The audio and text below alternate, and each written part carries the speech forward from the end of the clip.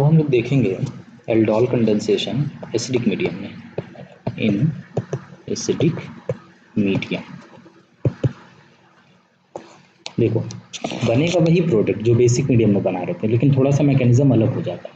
ठीक है, आजकल एग्जामिनर यही होता है, क्योंकि बच्चों को मैक्सिमम पता रहता है कि हाँ भाई बेसिक मीडियम में एल्डोल होता है, लेकिन एसिडिक मीडियम में नहीं हो रहा है, इसलिए वो जानबूझ करके डालते हैं एसिडिक मीडियम। ठीक है, इसलिए थोड़ा देखते हैं, मैकेनिज्म बस अलग होगा। ठीक है, बनेगा तो प्रोडक्ट वही, लास्ट में अल्फा बीटा अनसैचुरेटेड एल्डिहाइड या कीटोन। जैसे मान लीजिए हमने एक कीटोन ले लिया, ठीक है, और सामने H+ रखा है, तो ये एसिडिक मीडियम हो गया। लोन पेयर ये इसको डोनेट करेगा, फाइनली क्या बन जाएगा CH3।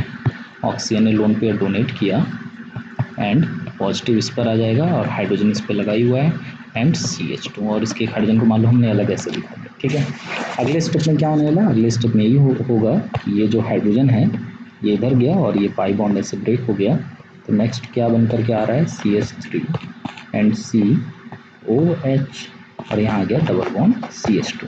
ठीक है, ये आपका एक इनॉल बन करके आ गया। अभी क्या है हमारे पास एक अगला भी, एक दूसरा वाला भी तो है, मान लो यही ले लेते हैं, इसे दोनों ही ले लेते हैं, CH2 and C double bond O CH3। ठीक है, करना क्या है, ये इधर ब्रेक होगा, ऑक्सीजन का लोन पेयर ये इस साइड और ये इधर, और ये बॉन्ड इधर ब्रेक हुआ, तो यहाँ पर कैसा चार्ज आ जाएगा, निगेटिव चार्ज, और यहाँ पर कैसा इलेक्ट्रोफिलिसिटी जनरेट हो जाएगी, यानी एक तरीके से मैं दिखा दे रहा हूँ पॉजिटिव चार्ज, ये अलग अलग होता नहीं है, एक ही बार में होता है। ठीक है, ये यहाँ पर ऐसे अटैक कर गया, आपको समझाने के लिए मैं चार्ज बना के समझा दे रहा हूँ। तो फिर ये बेसिकली हो जाएगा CH3C डबल बॉन्ड O और ऑक्सीजन पे पॉजिटिव चार्ज और H, ये लोन पे डोनेट किया, और ये हो गया आपका CH2, और डायरेक्ट जिससे अटैच करवा रहे हैं यहाँ पर उसको हम लोग लगाते हैं उसके कार्बन को, और ऑक्सीजन निगेटिव, और उससे क्या क्या लगा हुआ है, एक CH3 और इससे भी एक CH3। ठीक है, ये इस तरीके से बन करके आ गया। अभी क्या है कि यहाँ से एक हाइड्रोजन हम लोग निकाल देंगे इसके पॉजिटिव चार्ज को ख़त्म करने के लिए, इस ऑक्सीजन से इस हाइड्रोजन को निकालेंगे और ये ऑक्सीजन पे लगा देंगे, CH3C double bond O and CH2 COH। आपको दिख रहा होगा कि फिर से ये क्या बन गया, आपका एल्डोल नहीं बना, इस बार कीटोल है, क्योंकि हमने कीटोन से कराया था।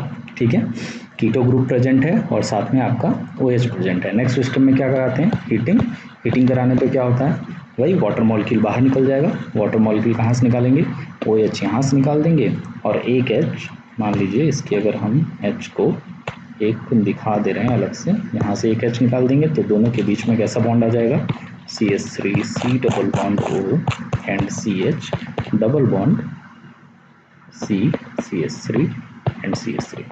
फाइनली फिर से हमारा वही बन गया alpha beta unsaturated carbonyl group बन गया, कार्बोनिल कंपाउंड हो गया, चाहे एल्डिहाइड हो चाहे कीटोन हो। ठीक है, तो आपने देखा कि प्रोडक्ट तो वही बनने वाला है, बस मैकेनिज्म अलग है, एसिडिक मीडियम और बेसिक मीडियम। आपको बस एग्जाम में ध्यान से देखना होगा कि अगर एसिडिक मीडियम ऐसा ना हो तो आप एल्डोल हो ही नहीं सकता, तो आप उसे छोड़ के निकल जाए। ठीक है, एसिडिक मीडियम में भी एल्डोल रिएक्शन हो सकती है। ठीक है, तो ये हो गया आपका बेसिक बातें, मैकेनिज्म एल्डोल रिएक्शन का। ठीक है, और हमने एसिडिक मीडियम में भी इसको देख लिया है। ठीक है, अभी हम लोग को क्या देखना है कि हम लोग बात करने वाले हैं अब क्रॉस एल्डोल रिएक्शन की। ठीक है, क्रॉस एल्डोल क्या होता है इसको देख लेते हैं। क्रॉस एल्डोल का मतलब है कि हम लोग उस एल्डिहाइड या कीटोन को भी शामिल कर सकते हैं जिसमें अल्फा हाइड्रोजन ना हो, लेकिन कम से कम एक एल्डिहाइड या कीटोन, क्योंकि आपने देखा कि 2 मॉलिक्यूल तो चाहिए, तो एक मॉलिक्यूल तो ऐसा होना ज़रूरी है, मस्ट है, जिसके पास अल्फा हाइड्रोजन हो, क्योंकि अल्फा हाइड्रोजन की वजह से ही रिएक्शन आगे प्रोसीड कर रही है। जैसे फॉर एग्जांपल हमने ले लिया फॉर्मल्डिहाइड, तो आप देख रहे हैं कि फॉर्मल्डिहाइड के पास कोई अल्फा हाइड्रोजन नहीं है, लेकिन फिर भी ये क्रॉस एल्डोल कर सकता है कि अगर हम एसिटल्डिहाइड से इसका रिएक्शन कराएं,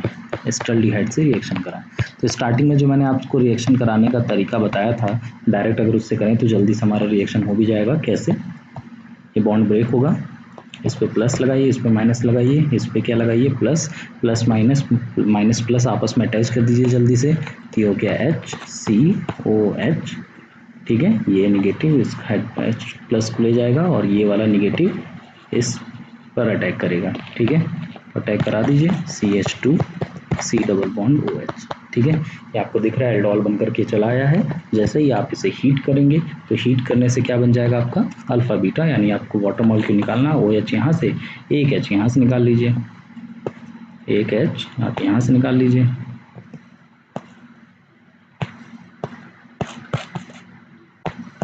ठीक है। तो बीच में कैसा बॉन्ड आ जाएगा, बीच में फिर डबल बॉन्ड आप लगा देंगे तो हमारा फाइनली प्रोडक्ट बन जाएगा, ठीक है। तो इस तरीके से आप क्रॉस एल्डोल किसी के साथ भी गिरा सकते हैं। बस आपको ध्यान में रखना है कि एक हमारे पास होना ही चाहिए जिसके पास अल्फा हाइड्रोजन हो, ठीक है। तो ये बातें हो गई हमारी एल्डोल रिएक्शन से रिलेटेड। अभी क्या है कि एल्डोल रिएक्शन में जो और इम्पोर्टेंट बात देखते हैं कि आजकल एग्जाम में किस टाइप से क्वेश्चन पूछे जा रहे हैं, ठीक है। अब हम लोग देखेंगे इंट्रामोलिकुलर एल्डोल रिएक्शन, ठीक है, ये बहुत ही इम्पोर्टेंट है। इंट्रामोलिकुलर एल्डोल रिएक्शन के बारे में अब हम लोग बात करेंगे, बहुत मोस्ट इम्पोर्टेंट है, ठीक है। इंट्रामोलिकुलर एल्डोल रिएक्शन, देखिए इंट्रामोलिकुलर एल्डोल रिएक्शन में क्या होता है, मैकेनिज्म सेम होगा, जो मैकेनिज्म होगा वो सेम होगा, ठीक है, लेकिन but occurs in same molecule. अभी हमें दो मॉलिक्यूल हमने देखे थे, लेकिन यहाँ पर एक ही मॉलिक्यूल के अंदर ही ये रिएक्शन होगी, ठीक है। इसके लिए सबसे पहले इस रिएक्शन स्टार्ट करने से पहले कुछ बातें हम लोग इम्पोर्टेंट और जान लेते हैं कि आपने देखा कि हीटिंग होता है, ठीक है। तो इंट्रामोलिकुलर में भी हीटिंग होगी, ठीक है। इसकी सबसे बड़ी पहचान ये होगी कि हीटिंग होगा, ठीक। अब इस हीटिंग का मीनिंग समझते हैं, ये हीटिंग का मतलब क्या है, कैसे हम पहचानते हैं किसी रिएक्शन में हीटिंग हो रही है। देखो कुछ इस तरह बन करके आता है या कुछ कोई टेम्परेचर लिखा रहता है। और हीटिंग कब समझते हैं, जब ये टेम्परेचर आपका अबव द रूम टेम्परेचर लिखा हो। रूम टेम्परेचर का मतलब वही 25 डिग्री सेल्सियस के करीब, 27 डिग्री सेल्सियस, ठीक है। अब ये जो रूम टेम्परेचर से अबव जैसे 50 डिग्री सेल्सियस लिखा हो, ठीक है, 100 लिखा हो, तो हम समझ जाएंगे कि हीटिंग का प्रोसेस है। अब इस हीटिंग का मतलब हमें क्या समझना है, ठीक है। हीटिंग जब भी होता है तो क्या क्या चीज़ें कराई जा सकती हैं, रिएक्शन में क्या क्या चीज़ें हो सकती हैं, हम उसको एक ऑर्डर के साथ मैं लिख रहा हूँ, ये आपको और रिएक्शन में भी काफ़ी हेल्प करेगी, ठीक है। Order of approach, order of approach, ठीक है। हीटिंग में कौन कौन सी रिएक्शन पॉसिबल होती है, ठीक है। सबसे पहली हमें क्या चीज़ चेक करनी है, सबसे पहले आपको चेक करनी है पेरिसाइक्लिक, सबसे पहले चेक करना है पेरिसाइक्लिक रिएक्शन, ठीक है, पेरिसाइक्लिक रिएक्शन। फिर दूसरा है एलिमिनेशन रिएक्शन, एलिमिनेट करना किसी को। तीसरा जो होता है वो होता है डी कार्बोक्सिलाइजेशन, यानी CO2 ग्रुप का बाहर निकलना। और जो चौथा होता है वो होता है आपका साइक्लाइजेशन। तो असल में जो इंट्रामोलिकुलर एल्डोल रिएक्शन है वो आपका साइक्लाइजेशन ही होता है। उसमें इंट्रामोलिकुलर एल्डोल में कौन सा पार्ट होता है हीटिंग करने पे, साइक्लाइजेशन होता है। अब इस साइक्लाइजेशन को समझना पड़ेगा, ठीक है। कुछ बेसिक बातें हम यहाँ पर कर रहे हैं, हो सकता है आपके लिए नहीं हो, लेकिन उसे ध्यान से समझेंगे तो आपको बात समझ में आएगी। जितने भी साइक्लाइजेशन रिएक्शन होते हैं, ऑल साइक्लाइजेशन रिएक्शन, यानी जिसमें एक साइकिल बन करके आती है, वो सभी के सभी थर्मोडायनेमिकली कंट्रोल होते हैं। अभी आप कहोगे ये क्या आ गया, थर्मोडायनेमिकली, ठीक है। तो देखो प्रोडक्ट जो होते हैं वो दो टाइप से होते हैं, थर्मोडायनेमिकली कंट्रोल ये होगा। प्रोडक्ट दो टाइप से बनते हैं, एक जो आपका होता है वो होता है आपका काइनेटिकली स्टेबल प्रोडक्ट, और एक जो होता है वो आपका थर्मोडायनेमिकली स्टेबल प्रोडक्ट, ठीक है। तो थोड़ा सा बेसिक हम आपको बता रहे हैं, जब हम और डिटेल में इसको आगे देखेंगे आगे इसके वीडियो में, थर्मोडायनेमिक, और इधर देख लेते हैं काइनेटिक, आप कैसे पहचानेंगे, ठीक है। तो थर्मोडायनेमिकली प्रोडक्ट कब बनता है, उसके लिए देखना होगा बेस कैसा दिया गया। बेस कैसा होना चाहिए, इनऑर्गेनिक बेस होना चाहिए। इनऑर्गेनिक बेस से मतलब ये है कि थोड़ा वीक हो, ठीक है, वीक बेस। जैसे एग्जांपल में सोडियम हाइड्रोक्साइड हो गया, पोटेशियम हाइड्रोक्साइड हो गया, ठीक है, बेरियम हाइड्रोक्साइड हो गया, ये सब क्या है आपके इनऑर्गेनिक बेस है। दूसरा जिसको हमें सबसे ज़्यादा प्रायोरिटी देनी है, सबसे ज़्यादा जिसे हमें प्रायोरिटी देनी है, वो क्या होगा, वो होगा टेम्परेचर, ठीक है, सबसे पहले इसी को प्रायोरिटी देनी है फर्स्ट। ठीक, डिफरेंस करने में कि हम थर्मोडायनेमिकली वाला प्रोडक्ट बनाने वाले हैं कि काइनेटिकली प्रोडक्ट बनाने वाले हैं। ठीक है, कि टेम्परेचर हमेशा ज़्यादा होना चाहिए, हाई टेम्परेचर का मतलब है एबव द रूम टेम्परेचर। ठीक है, तो ये थर्मोडायनेमिकली प्रोडक्ट बनाएगा। अभी आते हैं, बात करते हैं किसमें, काइनेटिक स्टेबल प्रोडक्ट में, कि आखिर कब काइनेटिक वाला प्रोडक्ट बनाते हैं। काइनेटिक वाला प्रोडक्ट बनाते हैं जब स्ट्रॉन्ग बेस हो, स्ट्रॉन्ग बेस यानी हम कह सकते हैं कि ऑर्गेनिक बेस हो, ठीक, और या बहुत ज़्यादा हिंड्रेड बेस हो। हिंड्रेड बेस का मतलब होता है कि हिंड्रेंस जिसमें बहुत ज़्यादा हो। ठीक है, ये इस टाइप का हिंड्रेड बेस होना चाहिए। ठीक है, दूसरा जो जिस पे सबसे ज़्यादा फ़र्क किया आता है, टेम्परेचर, लो टेम्परेचर होना चाहिए। तो बेसिकली हमें देखना है कि थर्मोडायनेमिकली और काइनेटिक टाइप के जो प्रोडक्ट होते हैं उसमें जो बेसिक फ़र्क है, वो बेसिक फ़र्क यही है कि टेम्परेचर से हम लोग पहचान लेंगे इसमें हाई टेम्परेचर और इसमें कैसा टेम्परेचर, लो टेम्परेचर होना चाहिए। तो अभी मैंने एक स्टेटमेंट अभी लिखा था कि जो इंट्रामोलिकुलर एल्डोल कंडेंसेशन है या इंट्रामोलिकुलर एल्डोल रिएक्शन है उसमें साइक्लाइजेशन होता है। अब ये जो साइक्लाइजेशन है, वो जो साइक्लाइजेशन वाली प्रोसेस है, ये थर्मोडायनेमिकली कंट्रोल्ड है। तो अब हमें थर्मोडायनेमिकली पहले समझना होगा ना कि थर्मोडायनेमिकली प्रोडक्ट कैसा होता है। तो थर्मोडायनेमिकली की आपको पहचान हमने दिया कि हीटिंग ही, ज़्यादा हीट होगा तो थर्मोडायनेमिक वाला ही प्रोडक्ट बनाएंगे, काइनेटिकली वाला नहीं बनाएंगे। तो साइक्लाइजेशन में वैसे भी हीटिंग हो रही है तो थर्मोडायनेमिकली कंट्रोल्ड होता है। अब बात यह आएगा कि जो लोग नहीं जानते होंगे thermodynamically stable product, kinetically stable product, अभी एक एग्जांपल देते हैं एल्डोल का, उससे आपको क्लियर बात समझ में आ जाएगा कि हाँ कहाँ पर काइनेटिक है और कहाँ पर थर्मोडायनेमिक स्टेबल प्रोडक्ट बनने का चांसेस है। ठीक है, तो एक एग्जांपल लेकर चलेंगे। सबसे पहले हम लोग, जैसे हमने एक मॉलिक्यूल हम एक ड्रॉ कर रहे हैं, ये हाइड्रोजन है, इसके तीनों हाइड्रोजन को हमने अलग अलग दिखा लिया, C double bond O, CH2, CH2, CH2 and C double bond O and H। ठीक है, एक ही मॉलिक्यूल में आपका इलेक्ट्रोफिलिक सेंटर भी बन जाएगा और न्यूक्लियोफाइल भी होगा। ठीक है, अभी क्लियर करते हैं। देखो भाई, ये है आपका एल्डिहाइड, इस साइड लगा हुआ एल्डिहाइड, और ये है, क्योंकि दोनों तरफ एल्काइल ग्रुप है तो ये हो गया आपका कीटो ग्रुप। ठीक है, अब हम लोग एक एक करके बात करेंगे।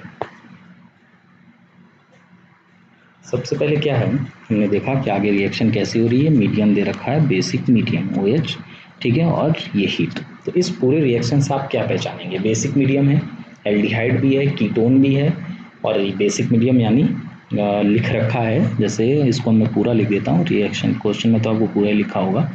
ठीक है, पोटेशियम हाइड्रोक्साइड, पोटेशियम हाइड्रोक्साइड। तो जो पोटेशियम हाइड्रोक्साइड है वो क्या है आपका, इनऑर्गेनिक बेस है। तो इनऑर्गेनिक बेस है और हीटिंग भी दिख रही है, हीटिंग का मतलब ही हाई टेम्परेचर, तो इसका मतलब साइक्लाइजेशन होना है और थर्मोडायनेमिकली कंट्रोल होगा। अब पहले हम आपको एक बात और क्लियर यहाँ कर दें, कीटोन और एल्डिहाइड के टर्म में। ठीक है, तो फिर आगे आपको बताएंगे तो समझ में आएगा। जैसे कीटोन का एक मैं लेता हूँ कंपाउंड एसीटोन, ठीक है, और एक तरफ हम लेते हैं एसिटल्डिहाइड। आप खुद से बताइए कौन ज़्यादा इलेक्ट्रोफिलिक होगा। कीटोन में क्या होता है, क्योंकि जब ये बॉन्ड ब्रेक होता है यहाँ पर पॉजिटिव चार्ज आता है तो दोनों तरफ से प्लस आई लगे हुए हैं, दो प्लस आई, जो कि इसे इलेक्ट्रॉन डोनेट कर रहे हैं। इसमें क्या होता है, यहाँ पर प्लस चार्ज आता है तो इसमें एक तरफ प्लस आई लगा है, तो यहाँ पर तो इलेक्ट्रॉन की इतनी ज़्यादा कमी हो नहीं पाई क्योंकि इसमें दोनों तरफ से देने वाले हैं इलेक्ट्रॉन, तो ये लेस इलेक्ट्रोफिलिक नेचर का हुआ, लेस इलेक्ट्रोफिलिक,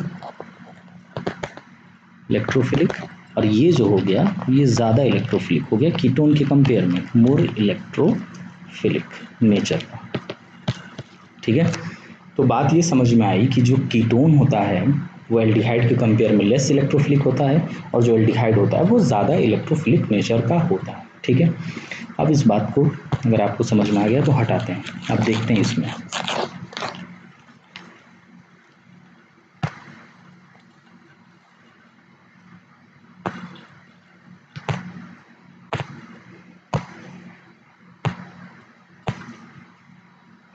अभी जो यहाँ पर एल्डिहाइड और यहाँ पर कीटोन है, ठीक है, अब देखते हैं कहाँ कहाँ पर एसिडिक हाइड्रोजन है।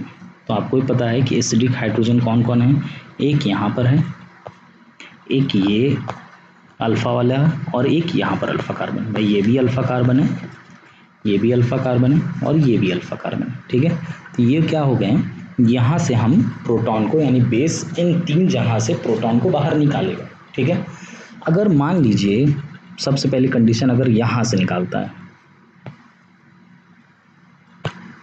अगर यहाँ के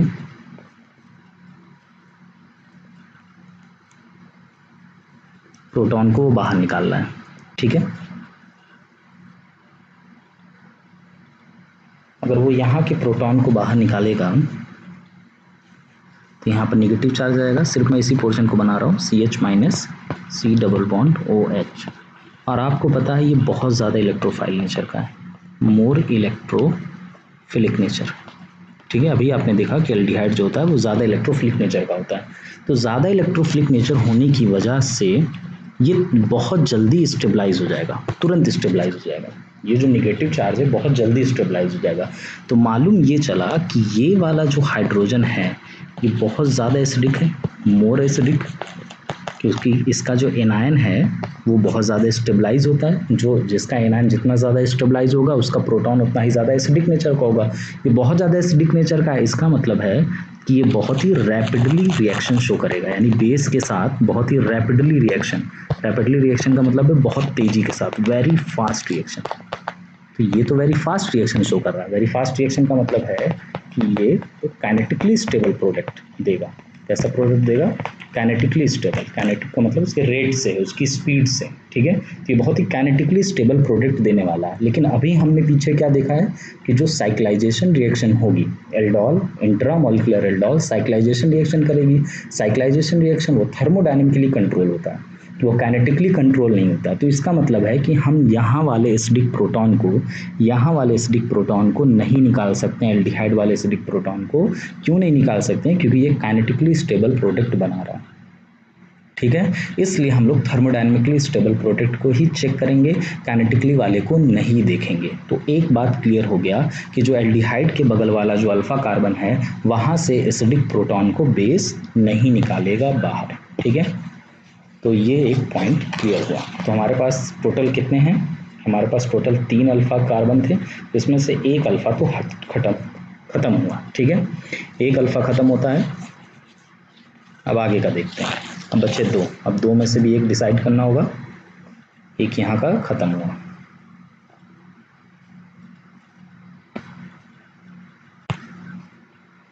बना देते हैं फिर से। ये हो गया आपका CH2। ठीक है, अब ये दोनों बचे। चलो भाई और भी देख लें तो थोड़ा इसे क्लियर करते हैं।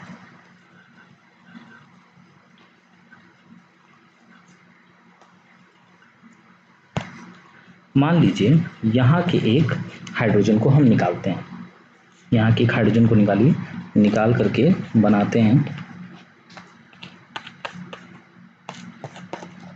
CH- CH2 and CH2 and C double bond OH।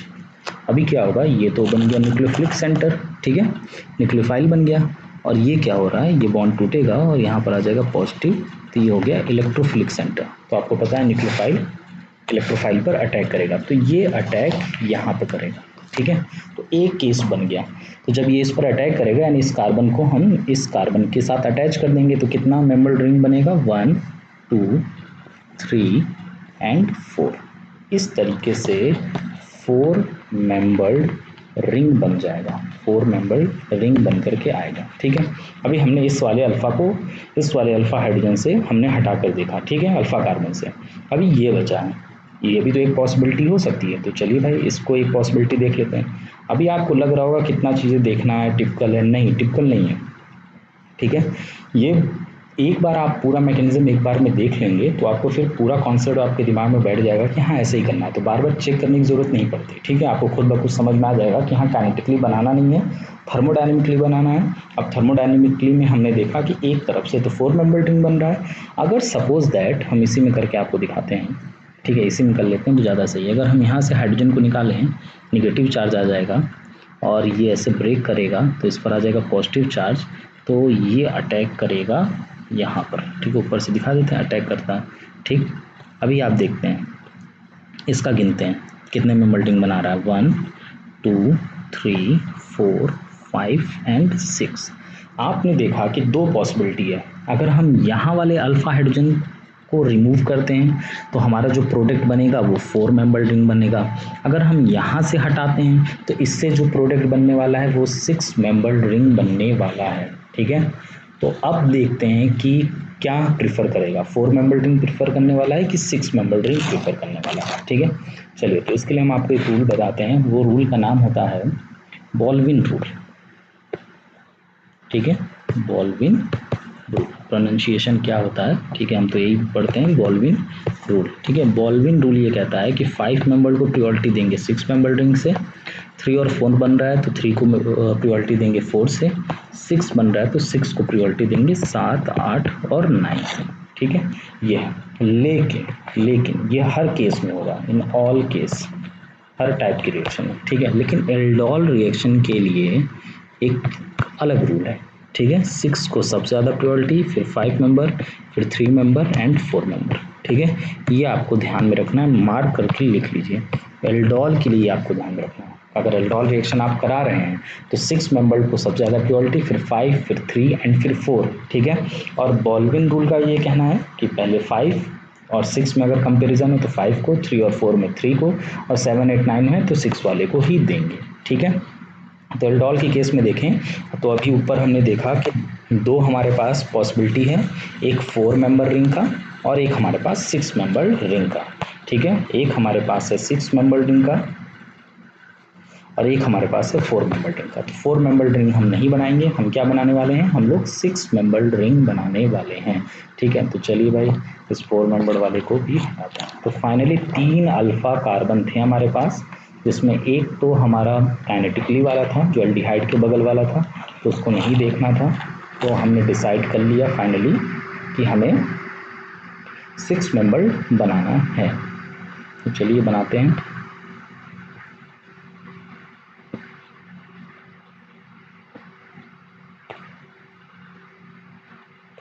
ठीक है, तो 6 मेंबर रिंग बन रहा है। ये सब भी हटा देते हैं जो हमारे काम का नहीं है, ठीक। और ये आपको CH2 है, ठीक है। चलो भाई, तो 6 मेंबर रिंग, पहले एक 6 मेंबर रिंग बना ही लेते हैं। इस तरह से नंबरिंग से आपको आसानी होगी, ठीक है। नंबरिंग कर लेते हैं, मान लो इसे दे देते हैं 6, इसे 5 4 3 2 और इसे दे देते हैं 1। अब देखिए 6 पे क्या जुड़ा हुआ है, ये 6 पर लगा है डबल बॉन्ड O था, जो कि ब्रेक होकर के सिंगल बॉन्ड O पे माइनस आ जाएगा, और उस कार्बन से लगा हाइड्रोजन। इस तरह करने से आसानी होती है। 5 था, 4 3 2, दूसरे पर आइए डबल बॉन्ड O लगा हुआ है, ठीक है, और पहले पर ये, ठीक है, ये हमारा बन चुका है। अब क्या करना है, O माइनस है तो H प्लस रखिए, और ये O माइनस H प्लस को दे देगा। तो फाइनली ये हो गया OH और डबल बॉन्ड O। तो ये आपका बन गया OH and double bond O, finally product बन गया। लेकिन क्योंकि हीटिंग होती है तो आगे भी हीटिंग होगा, और आपने देखा था आगे हीटिंग होकर के क्या कराते हैं हम लोग, वाटर मॉलिक्यूल निकालते हैं। तो वही काम हम कराएंगे, H2O कराएंगे, हीट करेंगे, और हीट करने से वाटर मॉलिक्यूल बाहर निकल जाएगा, OH यहाँ से, और इसके बीच में जो हाइड्रोजन है उसको हम लोग बाहर निकालेंगे। तो इनके बीच में से यहाँ पे डबल बॉन्ड आना चाहिए। फाइनली ये आ गया डबल बॉन्ड, ठीक है। This is the final product, this is the final product. अगर समझ में, alpha beta unsaturated carbonyl compound हमारा बन करके आ गया। तो ये था हमारा इंट्रा मॉलिक्यूलर एल्डोल रिएक्शन, ठीक है। साइक्लाइजेशन कैसे कराना है आपने देख लिया है, कैसे रिंग के साइज के बेसिस पे हमने फ़र्क देखा। पॉसिबिलिटीज़ चेक कर लेनी है कि कितने टाइप की पॉसिबिलिटीज़ हो सकती है, ठीक है। अभी एक दो एग्जांपल और करते हैं जिससे और बात समझ में आएगा। एक दो एग्जांपल किस टाइप का, क्योंकि यहाँ पर हमने देखा कि रिंग के साइज में फ़र्क था, तो चलो भाई हमने रूल के हिसाब से 6 मेंबर को बना लिया। मान लीजिए रिंग का साइज ही सेम आ जाए तो हम क्या करेंगे। अगर दोनों तरफ से रिंग का साइज हमको सेम मिल रहा है, हर तरफ से जितनी भी पॉसिबिलिटी है, अगर हम पॉसिबिलिटी चेक करें तो वहाँ पर अगर हमको रिंग का साइज सेम मिल रहा है तो फिर हम लोग क्या करेंगे, एक ऐसा एग्जाम्पल कुछ लेते हैं। ठीक है, जैसे मान लीजिए हमने कोई आर ऐसा ग्रुप लगा दिया जिसमें कोई अल्फ़ा हाइड्रोजन नहीं है। ठीक है, कोई अल्फ़ा कार्बन नहीं है, ये एक हमने बना दिया। ठीक है, तो आप देख सकते हैं ये है जो आपका ये एल्डिहाइड है और इधर आपका क्या है, कीटो ग्रुप लगा हुआ है। ठीक, अल्फ़ा हाइड्रोजन की तलाश करें तो यहाँ पर है और ये पोजीशन है। ठीक है, कुछ इस तरीके से मामला बना हुआ है। ठीक है, अभी क्या है, मान लीजिए सपोज दैट अगर हम यहाँ के हाइड्रोजन को निकालेंगे तो माइनस आ जाएगा और इसे ब्रेक करेंगे तो यहाँ पर पॉजिटिव, तो ये इस पर अटैक करेगा। तो देखिए मेंबर रिंग कितना बन रहा है, 1 2 3 एंड 4। ठीक है, 4 मेंबर रिंग बन रहा है। ठीक है, अब क्या काम करते हैं, हम इसको फिर से बनाते हैं जैसे आपको प्रॉब्लम ना हो समझने में। तो कुछ इस टाइप का, अगर हम यहाँ के अल्फ़ा हाइड्रोजन को निकालें, ठीक, तो यहाँ पर निगेटिव चार्ज, ये ब्रेक करेंगे तो यहाँ पर पॉजिटिव चार्ज, ये इस पर अटैक करेगा। गिनिए 1 2 3 4। तो इधर से भी अगर अल्फ़ा हाइड्रोजन, 2 अल्फ़ा हाइड्रोजन था हमारे पास, दोनों को हमने रिमूव करके देखा तो 4 मेंबर्ड रिंग 4 मेंबर्ड रिंग, यहाँ से भी 4 मेंबर्ड रिंग और यहाँ से भी 4 मेंबर्ड रिंग बन रहा है। तो फिर हम क्या करेंगे, ठीक है, तो जो कि ये रूल हम आपको पीछे भी बता चुके हैं, लेकिन फिर भी मैं यहाँ पर लिख दे रहा हूँ जैसे आपको ये बात ध्यान में रहे। ठीक है, साइड में इसको करते हैं थोड़ा छोटा। ठीक, इसमें यहाँ रहने देते हैं, मैं वो रूल लिख रहा हूँ। रूल क्या है, if size of the ring is same go for thermodynamic product. ठीक है, रूल ये है, if size of the ring, if size of the ring is same go for thermodynamic product, thermodynamic product. तो हम लोग thermodynamic product ही बनाएंगे। ठीक है, तो अब देख लेते हैं हम लोग क्या, दोनों तरफ से रिंग का साइज सेम है तो थर्मोडायनेमिक प्रोडक्ट बनाएंगे। पीछे भी हम लोग डिस्कस कर चुके हैं कि जो एल्डिहाइड है, एल्डिहाइड, ठीक है, एल्डिहाइड जो है वो ज़्यादा इलेक्ट्रोफिलिक नेचर का होता है। तो ज़्यादा इलेक्ट्रोफिलिक नेचर होने की वजह से ये मोर इलेक्ट्रोफाइल होता है।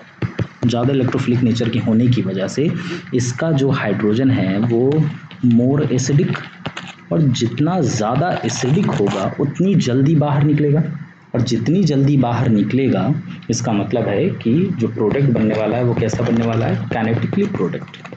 ठीक है, और जबकि हमको वो बनाना क्या, रूल क्या था, थर्मोडायनेमिकली। इसलिए इस अल्फा हाइड्रोजन को नहीं निकालेंगे हम लोग, किस अल्फा हाइड्रोजन को निकालेंगे, कीटोन के बगल वाले अल्फा हाइड्रोजन को ही बाहर निकाल करके 4 मेंबर्ड रिंग बनाएंगे। ठीक है, तो चलिए आगे देखते हैं, प्रोडक्ट बनाते हैं हम लोग। आगे डिसाइड हो गया कि किसको निकालना है। ठीक है, तो सब हटाते हैं।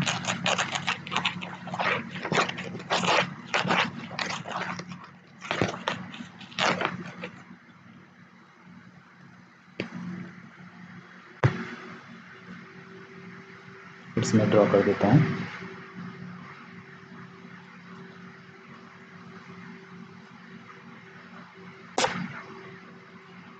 क्या था, R C double bond O,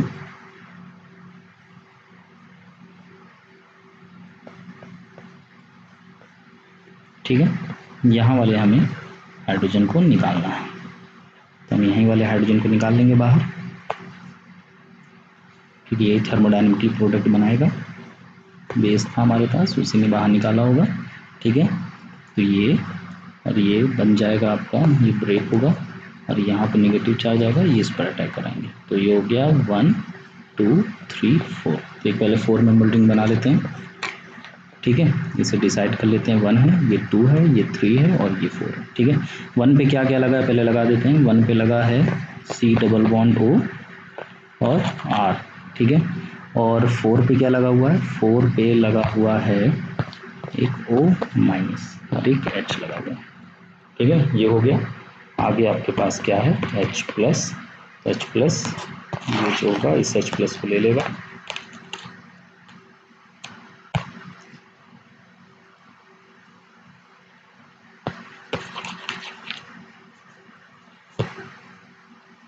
ये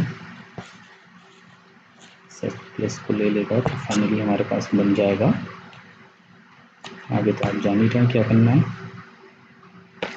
RC double bond O and 1 2 3 4 यहाँ गया OH।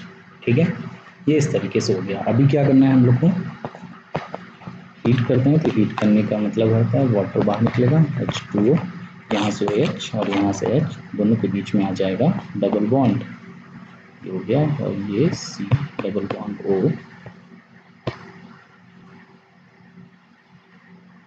क्या हो रहा है ये हो गया आपका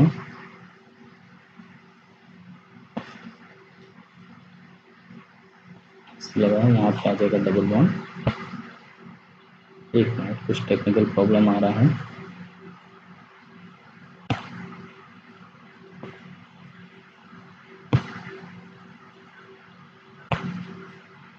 ये बना लिया हमने, ठीक है। ये इस तरीके से बन जाएगा आपका। ये कुछ गड़बड़ हो रहा है यहाँ पे, इसको छोड़ते हैं।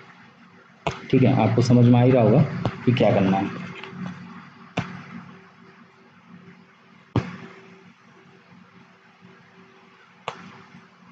पेन प्रॉब्लम कर रहा है।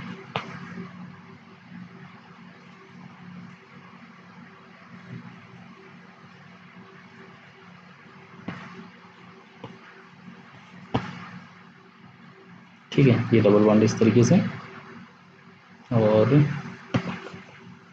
यहाँ पे क्या लग जाता है, ये क्लोज्ड है, पूरा क्लोज नहीं कर रहा हूँ, नहीं तो इस तरीके से हो जाएगा।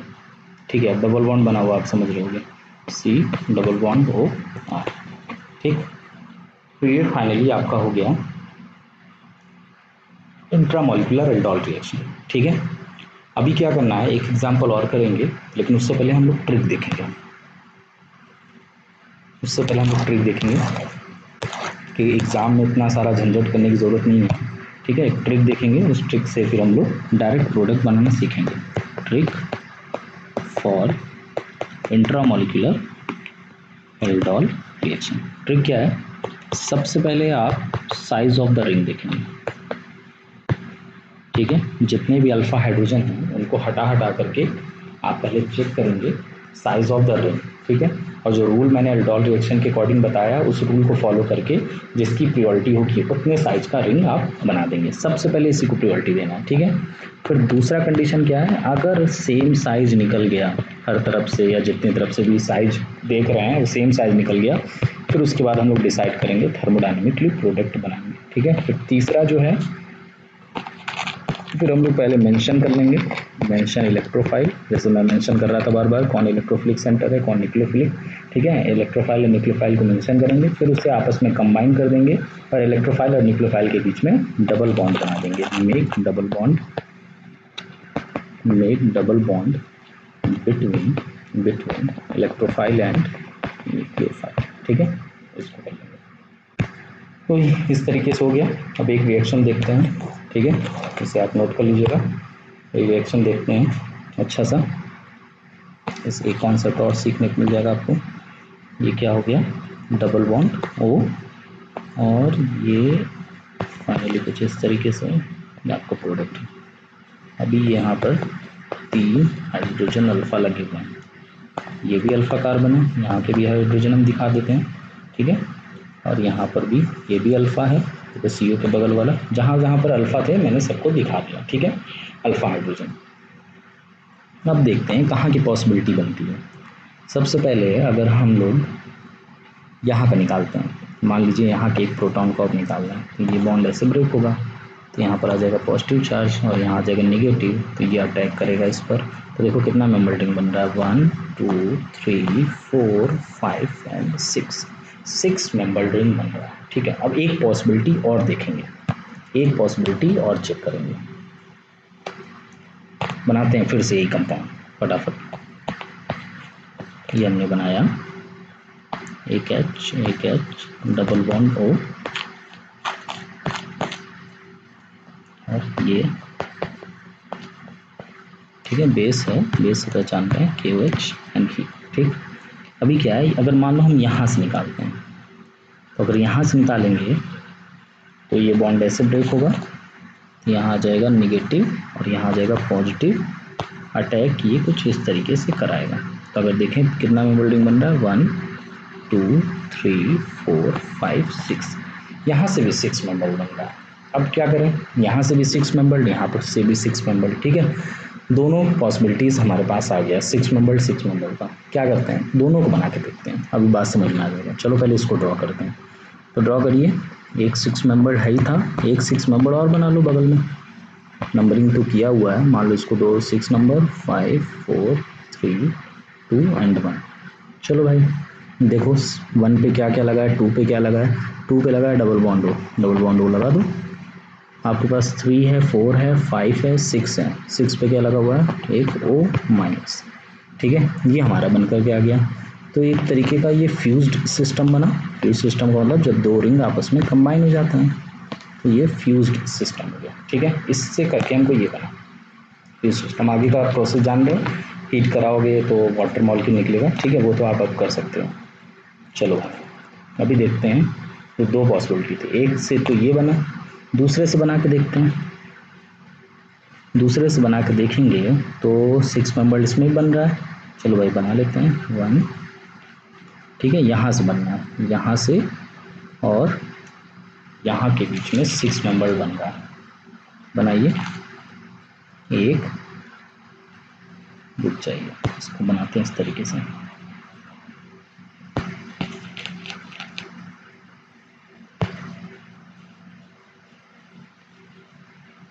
ठीक है, यहाँ से कंबाइन हो रहा है एक,